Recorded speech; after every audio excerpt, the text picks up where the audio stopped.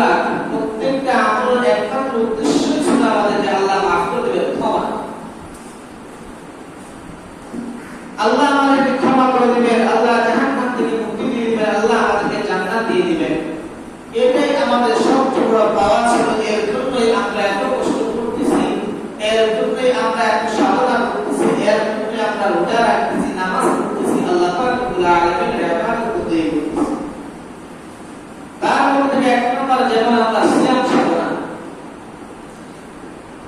রমজানের মূল আমল হলো রোজা। এই রোজা এত প্রতিদান, এত প্রতিদান। রাসূলুল্লাহ সাল্লাল্লাহু আলাইহি ওয়াসাল্লাম হাদিস শরীফের মধ্যে বলেন, মান সামা রমাদান ঈমানান ওয়া ইহতিসাবান গুফিরা লাহু মা তাকাদ্দামা মিন যামবি। আল্লাহ রাসূল সাল্লাল্লাহু আলাইহি ওয়াসাল্লাম হাদিস শরীফের মধ্যে বলেন, যে ব্যক্তি রমজান মাসে ঈমানের সাথে আল্লাহকে সন্তুষ্ট করার জন্য রোজা রাখলো, আল্লাহ পাক রব্বুল আলামিন তার জিন্দেগীর সমস্ত গুনাহগুলো মাফ করে দিবেন। সুবহানাল্লাহ। আল্লাহকে রাজি খুশি করার জন্য যে ব্যক্তি রমজান মাসে রোজা রাখলো, আল্লাহকে সন্তুষ্ট করার জন্য যে ব্যক্তি রমজান মাসে রোজা রাখলো, আল্লাহ পাক রব্বুল আলামিন তার জিন্দেগীর সমস্ত গুনাহগুলো মাফ করে দিবেন। এটা অনেক বড় একটা সুযোগ আমাদের জন্য। দুই নাম্বার হলো কিয়াম, অর্থাৎ রমজানের দ্বিতীয় আমল যেটা তারাবির নামাজ। রমজানের দ্বিতীয় আমল হলো তারাবির নামাজ। এর প্রাপ্তি হিসেবে রাখা ছিল মাগফিরাত, গুনাহ থেকে মুক্তি লাভ। আল্লাহ রাসূল সাল্লাল্লাহু আলাইহি ওয়াসাল্লাম হাদিস শরীফের মধ্যে বলেন, মান কামা রমাদান ঈমানান ওয়া ইহতিসাবান গুফিরা লাহু মা তাকাদ্দামা মিন যামবি। যে ব্যক্তি রমজান মাস পাইল, রমজান মাস পাইয়া আল্লাহ পাক রব্বুল আলামিনকে সন্তুষ্ট করার জন্য তারাবির নামাজ আদায় করলো, এই তারাবির নামাজ আদায় করার বদৌলতে আল্লাহ পাক রব্বুল আলামিন তার জিন্দেগীর সমস্ত গুনাহগুলো মাফ করে দিবেন। সুবহানাল্লাহ। এক নাম্বার সাধনা ছিল সিয়াম, যে আল্লাহকে সন্তুষ্ট করার জন্য, আল্লাহকে খুশি করার জন্য একাগ্র চিত্তে রোজা রাখলো, আল্লাহ তার গুনাহ মাফ করে দিবেন। দুই নাম্বার হলো কিয়াম, অর্থাৎ নামাজ পড়া, তারাবির নামাজ পড়া। যে নামাজ পড়লো, এই নামাজ পড়ার বদৌলতে আল্লাহ পাক রব্বুল আলামিন তার জিন্দেগীর সমস্ত গুনাহগুলো মাফ করে দিবেন। সুবহানাল্লাহ।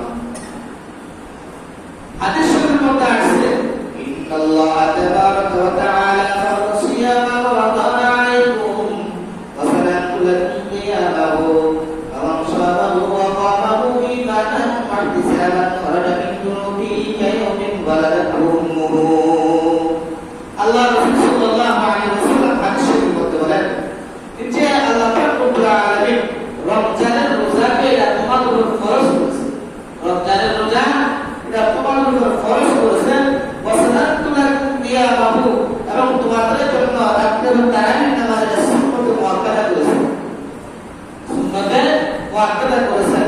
ফামান শামাহু ওয়া কামাহু ঈমানান ওয়া ইহতিসাবান। আল্লাহ রাসূল বলেন, যে ব্যক্তি তার রোজাকে, তার নামাজকে ঈমানের সাথে একাগ্র চিত্তে যে ব্যক্তি আদায় করলো, খারাজা মিন দুনুবিহি, সে তার গুনাহ থেকে এমন ভাবে মুক্ত হয়ে গেল যে কায়াউমিন ওয়ালাদাতহু উম্মুহু, মরণের সঙ্গে মাত্র সে জন্মগ্রহণ করেছে, তার মায়ের পেট থেকে মাত্র জন্মগ্রহণ করেছে, সে এমন নিষ্পাপ হয়ে গেছে। যে ব্যক্তি রোজা রাখলো, রাতের নামাজ আদায় করলো, আল্লাহ পাক রব্বুল আলামিনের বিধানগুলো পালন করলো, সে যেন সবে মাত্র দুনিয়ার ভিতরে জন্মগ্রহণ করেছে, আল্লাহ পাক রব্বুল আলামিন তাকে এমন দ্রুত পবিত্র করে দেয়। এবং ছোট বাচ্চাদের কোনো গুনাহ নাই, ছোট বাচ্চাদের নিষ্পাপ মাসুম, তারা মায়ের সাথে সাথে জান্নাতের মধ্যে তারা খেলাধুলা করবে। দুনিয়ার জমিনে কোনো মানুষ যদি কিভাবে রোজা রাখে, এভাবে যদি আল্লাহ পাক রব্বুল আলামিনের কাছে ক্ষমা চায়, এভাবে নামাজ আদায় করে, তাহলে সে ওই মাসুম বাচ্চার মতো সে হয়ে গেল। সুবহানাল্লাহ। তিন নাম্বার হলো যেটা আমাদের শুরু ছিল লাইলাতুল কদর, 11 রাত, আরেকটা রাত আছে 29 রাত, আরেকটা রাত আছে 29 রাত। এই একটা 5টা রাত আমাদের অনেক বড় শুরু ছিল। 11 রাত যেখানে হাজার মাস ইবাদত করলে যে সওয়াব আল্লাহ পাক রব্বুল আলামিন আমাদেরকে সেই পরিমাণ সওয়াব দিবেন। আল্লাহ রাসূল সাল্লাল্লাহু আলাইহি ওয়াসাল্লাম হাদিস শরীফের মধ্যে বলেন, মান কামা লাইলাতুল কদরি ঈমান واحتسابا غفر له ما تقدم من ذنبه যে ব্যক্তি লাইলাতুল কদরে নামাজ আদায় করলো আল্লাহ পাক রব্বুল আলামিন তার জিন্দেগীর সমস্ত গুনাহকে মাফ করে দিবেন। 4 নাম্বার যে সুযোগ সেটা হলো ইফতার করা। কি করা? ইফতার করা। যে ব্যক্তি কোন রোজাদারকে ইফতার করলো তাহলে কানা লাহু মাগফিরাতুন লিযুনুবিহি, তার গুনাহের জন্য কি হলো? বড় একটা ক্ষমা হলো। একজন ব্যক্তিকে আপনি ইফতার করালেন বা ইফতার বাবদ কিছু টাকা দিয়েছেন বা ইফতার করাইলেন, কোনো অসময়ে মানুষকে দিয়ে দিলেন, ওই ব্যক্তি সারা রমজান আপনার ইফতার খেয়ে এবার বুদ্ধি করে যে পরিমাণ সওয়াব পেয়েছে আল্লাহ পাক রব্বুল আলামিন আপনি সামান্য সহযোগিতার বদৌলতে আল্লাহ পাক রব্বুল আলামিন আপনাকে সেই পরিমাণ সওয়াব দান করবেন। সুবহান। 5 নম্বর হলো অধীনস্থদের কাজ হালকা করে দেওয়া। যারা রমজান মাসে যাদের বিভিন্ন ব্যবসা বাণিজ্য আছে, তাদের কর্মচারী যারা আছে, রমজানকে গুরুত্ব করে রমজানকে উৎসাহ করে তার 6 ঘন্টা দিয়ে 4 ঘন্টা করে দিয়েছে, নামাজ পড়ার সুযোগ করে দিয়েছে, যে সে রোজা থাকে যাতে রোজা কষ্ট না হয় কাজগুলোকে হালকা করে দিয়েছে। আল্লাহ রাসূল সাল্লাল্লাহু আলাইহি ওয়াসাল্লাম হাদিসের মধ্যে বলেন আল্লাহ পাক রব্বুল আলামিন কমিয়ে দিয়ে অধীনস্থদের কাজ কমিয়ে দিয়ে জাহান্নামের আগুন থেকে সুরক্ষা দিল। অর্থাৎ অধীনস্থদের সুযোগ করে দেওয়ার কারণে আল্লাহ পাক রব্বুল আলামিন ওই ব্যক্তিকে ওই মালিককে জাহান্নাম থেকে আল্লাহ মুক্তি দিয়ে দিলেন। সুবহান। 6 নম্বর যে সুযোগ তেলাওয়াত, কোরআন নাযিলের মাস, কোরআন তেলাওয়াত করার সুযোগ। এখন আমাদের বিশেষ সময় হাল ছাড়া যাবে না, শেষ পর্যন্ত আমাদের হাল ধরে রাখতে হবে। কোরআন তেলাওয়াত বেশি বেশি করে করতে হবে, কারণ এই কোরআন তেলাওয়াত এই রোজা কাল হাসরে কিয়ামতের ময়দানে আল্লাহর সামনে দাঁড়িয়ে এই ব্যক্তির জন্য সুপারিশ। হাদিসের মধ্যে আছে আল্লাহ রাসূল সাল্লাল্লাহু আলাইহি ওয়াসাল্লাম বলেন আসিয়াম ওয়াল কুরআন ইয়াশফাআনি লিল-আবদ। কোরআন এবং সিয়াম তারা উভয় বান্দার জন্য সুপারিশকারী হবে। ইয়াকুলু সিয়াম রাব্বি ইন্নী মানাতু তাআলা ওয়া শাওয়াতি বিন-নাহারি ফাশাফি'নি ফিহি। রোজা বলতে বলবে হে আমার প্রভু ইন্নী মানাতু তাআলা, তার খাবার খাইতে মন চাইছে, দিনের বেলা আমি তাকে খাবার খাওয়াতে বিরত রাখছি। কারণ অনেক কিছু খাইতে মন চাইছে, প্রচন্ড খিদা ছিল, রোদ্রের তাপে অনেক পানির পিপাসা লাগছে, কিন্তু আমি রোজা তাকে বাধা প্রদান করেছি, খাওয়া যাবে না। আমি রোজা কি করছি তাকে বাধা দিয়েছি। তখন ফাশাফি'নি ফিহি, আপনি আমার সুপারিশকে তার ব্যাপারে আপনি আমার সুপারিশ আল্লাহ গ্রহণ করেন। আমি তার কোনো সুপারিশ করতে আল্লাহ আপনি গ্রহণ করেন। ওয়াকুল কুরআন, কুরআন বলবে ওয়ালা কুন্না হুমা বিল-লাইলি ফায়াশফা।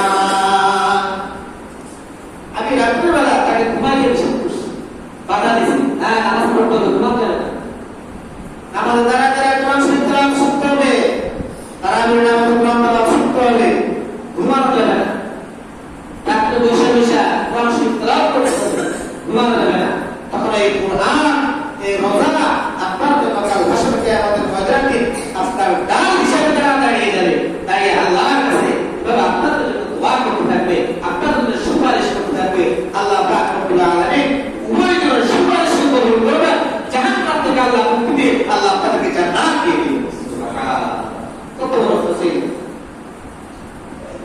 7 নম্বর যে আমল ছিল লাইলাতুল কদর, রাসূলের শিখানো দোয়া ছিল। আয়েশা সিদ্দিকা রাদিয়াল্লাহু তাআলা আনহা বলেন ইয়া রাসূলুল্লাহ, আমি যদি এই রাত্র পাই, যদি আপনি বলেন এই রাত্র পেয়েছি, তাহলে আমি ওই দিন কি দোয়া করব?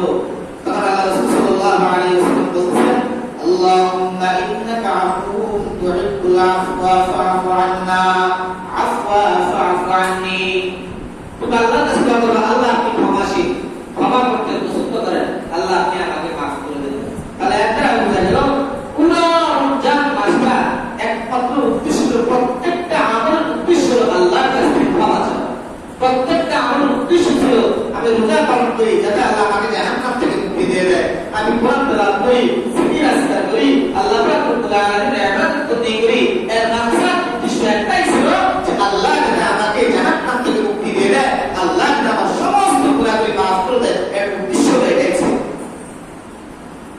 8 নম্বর গভীর মাগফিরাত আমরা শ্রেষ্ঠগুলি সাল্লাল্লাহু আলাইহি ওয়াসাল্লাম হাদিস শরীফের মধ্যে বলেন আস্তাগফিরু লাহুল মালাইকাতু হাত্তা ইফতিরু। রোজা ভাঙা পর্যন্ত, ইফতারি করার আগ পর্যন্ত যে ব্যক্তি রোজা থাকে আল্লাহ পাক রব্বুল আলামিনের কাছে ওই ব্যক্তির জন্য রহমতের ফেরেশতারা খালি আল্লাহর কাছে দোয়া চাইতে থাকে, মাগফিরাত চাইতে থাকে। আল্লাহ আপনি মাফ করে দেন, আল্লাহ আপনি মাফ করে দেন। রহমতের ফেরেশতারা ওই ব্যক্তির জন্য আল্লাহর কাছে দোয়া চাইতে থাকে, ওই ব্যক্তির জন্য ক্ষমার জন্য দোয়া চাইতে থাকে, আল্লাহ তাকে মাফ করে দেন। আপনার ইবাদত বন্দেগী করতেছে, আপনার ইবাদত বন্দেগী করতেছে, রোজা রাখছে, কোরআন শরীফ তেলাওয়াত করে নামাজ পড়তেছে, এভাবে ইফতারের আগ পর্যন্ত যতক্ষণ আপনি রোজা না ভাঙবেন ততক্ষণ পর্যন্ত এই রহমতের ফেরেশতারা আল্লাহর কাছে আপনার জন্য আমার জন্য দোয়া করতে থাকে। সুবহানাল্লাহ। নয় নম্বর হলো আল্লাহ তাআলার কাছে ক্ষমা চেয়ে নেওয়ার সুযোগ ছিল। এই রমজান মাস আল্লাহর কাছে আমাদের সবচেয়ে বেশি ক্ষমা, নিজের গুনাহগুলো, নিজের অপরাধগুলো সবচেয়ে বড় সুযোগ ছিল আল্লাহর কাছে ক্ষমা চেয়ে নেওয়া। দেখেন এমন একটা মাস ফেরেশতারা দোয়া করে, রহমতের ফেরেশতারা দোয়া করে, সারাক্ষণ রহমত বর্ষণ হয়েই থাকে। প্রত্যেকটা নেকি এত পরিমাণ সওয়াব দামকেরাও সব দেওয়া হচ্ছে। এত বড় সুযোগ থাকা সত্ত্বেও আমাদের মধ্যে যারা আমাদের গুনাহগুলোকে মোচন করতে পারলাম না, আমাদের মধ্যে যারা আমাদের গুনাহগুলোকে মাফ করতে পারলাম না, আমাদের মধ্যে যারা আমরা আমাদের গুনাহগুলোকে আল্লাহর কাছে ক্ষমা চেয়ে নিতে পারলাম না, আমাদের মধ্যে কত রকমের দুনিয়ার জমিনে কেউ না। আল্লাহ রাসূল সাল্লাল্লাহু আলাইহি ওয়াসাল্লাম বলেন সালাসাতুল লা তুরাদ্দু দাওয়াতুহুম, তিন ব্যক্তির দোয়াকে কখনো ফিরে দেওয়া হয় না। কয় ব্যক্তির দোয়া হয়? তিন ব্যক্তির দোয়াকে আল্লাহ কখনো ফিরে দেন না। একটা হলো আসসাইমু হাত্তা ইফতার, রোজাদার যেন সে ইফতারের আগ পর্যন্ত দোয়া করে, এই দোয়া আল্লাহ কখনো ফিরে দেন। রোজাদার যখন ইফতারের আগ পর্যন্ত কি করে? ইফতার সামনে